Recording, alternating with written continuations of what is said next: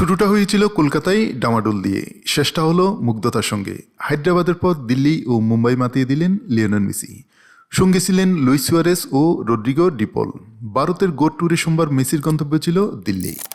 অরুণ জেটলি স্টেডিয়ামেও আয়োজনের খামতি ছিল না। আর সবশেষে মেসি বলে যান ভারতের ভালোবাসায় মুগ্ধ তিনি, আর নিশ্চয়ই তিনি এদেশে ফিরে আসবেন। দিল্লির অনুষ্ঠান শেষে মেসির বক্তব্য, এই কদিনই এত ভালোবাসা দেওয়ার জন্য সকলকে ধন্যবাদ। সত্যি কথা বলতে এটা আমাদের জন্য দারুণ অভিজ্ঞতা ছিল, তবে এই সফরটা বড় সংক্ষিপ্ত ছিল। এত ভালোবাসা পেয়ে অভিভূত আমি জানতাম এখানে এসে ভালোবাসা পাবো, কিন্তু সেটার প্রত্যক্ষ প্রমাণ পেয়ে দারুণ লাগছে। তারপরে মেসি বলেন, গত কয়েকদিনে আমাদের জন্য আপনারা যা করেছেন তা নিঃসন্দেহে মুগ্ধ করে দেওয়ার মতো। পাগলামি বললেও কম না। আমরা নিশ্চয়ই আবার কোনো দিন ফিরব, হয়তো পরের বার এসে এখানে ম্যাচ খেলবো বা অন্য কোনো কারণে ফিরে আসব, কিন্তু ফিরে আসবই।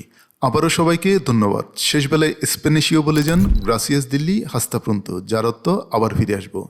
এর আগে অরুণ জেটলি স্টেডিয়ামে কুড়ে ফুটবলারদের সঙ্গে খেলেন বিশেষ প্রদর্শনী ম্যাচ। এ সময় মেসিকে উপহার দেওয়া হয় ভারতের জার্সি ও আসন্ন টি-20 বিশ্বকাপের ম্যাচ টিকিট।